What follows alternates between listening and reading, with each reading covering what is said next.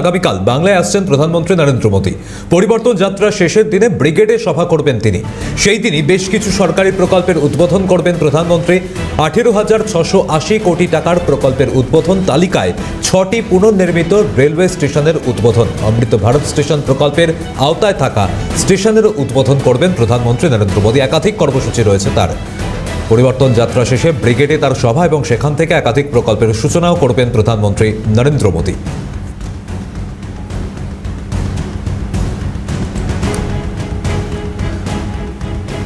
প্রতিনিধি সায়ন্তন ভট্টাচার্য রয়েছেন আমাদের সঙ্গে। সায়ন্তন, প্রধানমন্ত্রীর আগামীকালের এই সফর কর্মসূচি সম্পর্কে কি জানা যাচ্ছে?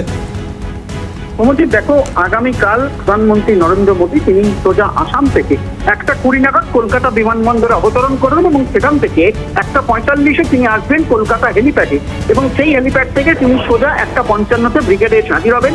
দুটি কর্মসূচি রয়েছে। একটি সরকারি প্রকল্পের উদ্বোধন, যেটা 2টো থেকে 2:30 মধ্যে তিনি সেই সরকারি অনুষ্ঠানে অংশ নেবেন। পাশাপাশি 2:40 থেকে তিনি জনসভায় পৌঁছাবেন এবং 3:30 অবধি তিনি জনসভায় বক্তব্য রাখবেন। তারপর তিনি দিল্লির উদ্দেশ্যে রওনা হয়ে যাবেন। খুব গুরুত্বপূর্ণ কর্মসূচি, তার কারণ ভোটের আগে বিজেপির ব্রিগেড সমাবেশ স্বভাবতই কিন্তু কর্মীরা উচ্ছ্বসিত এবং একেবারে ব্রিগেড সমাবেশের মধ্য দিয়ে নিজেদের সাংগঠনিক বার্তা কিন্তু দিতে চাইছে বিজেপি, বঙ্গ বিজেপি, এবং অবশ্যই রাজ্যের মানুষের কাছে তাদের যে লক্ষ্য আগামী দিনে সরকারে এলে তার কিন্তু পরিকল্পনার কথাও এই ব্রিগেড থেকেই তারা ঘোষণা করবেন।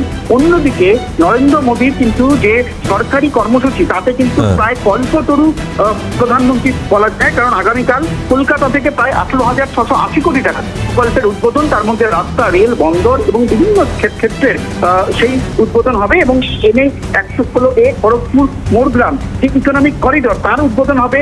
NH 14 দুর্গাজপুর বাইপাস 5.6 কিলোমিটার সেই কাজের উদ্বোধন হবে। পাশাপাশি কংসাবতী ও শিলাবতী নদীর ওপর 4 লেনের যে সেতু তার উদ্বোধন হবে, ভিত্তিপ্রস্তর স্থাপন হবে। পাশাপাশি বিভিন্ন যে রেল প্রকল্প অর্থাৎ বিভিন্ন স্টেশন অমৃত ভারত প্রকল্পের অধীনে সেই স্টেশনের কিন্তু উদ্বোধন হবে। অর্থাৎ একদিকে সরকারি কর্মসূচি, অন্যদিকে কিন্তু রাজনৈতিক কর্মসূচি একই ময়দান থেকে প্রধানমন্ত্রী করবেন এবং অবশ্যই ভোটের আগে ব্রিগেড সমাবেশ খুব গুরুত্বপূর্ণ এবং এই ব্রিগেড সমাবেশের পরেই যেটা মনে করা হচ্ছে বঙ্গ বিজেপি প্রায় 70 জনের যে 70টি বিধানসভার তালিকা অর্থাৎ 7টির তালিকা যেটা গতকালই প্রায় চূড়ান্ত হয়ে গিয়েছে সেই তালিকা প্রকাশ করে দিতে পারেন নরেন্দ্র মোদী অর্থাৎ প্রধানমন্ত্রী হবার পর।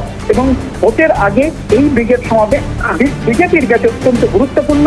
রাজ্যে আগামী দিনে ক্ষমতায় এলে বিজেপি কি করবে এবং রাজ্যের বিভিন্ন ইস্যুতে কিন্তু আগামীকাল বক্তব্য রাখবেন প্রধানমন্ত্রী নরেন্দ্র মোদী। এবং খুব গুরুত্বপূর্ণ ভাবে এতদিন পর্যন্ত বিজেপি জয় শ্রীরাম স্লোগানকে কেন্দ্র করে এগোতো, কিন্তু বাংলায় এবার কিন্তু দেখা যাচ্ছে জয় মা কালী, অর্থাৎ প্রধানমন্ত্রী তিনি প্রথম বার্তা দিয়েছিলেন জয় মা কালী। বোঝা যাচ্ছে সায়ন্তন, আপাতত ধন্যবাদ জানাচ্ছি তোমাকে।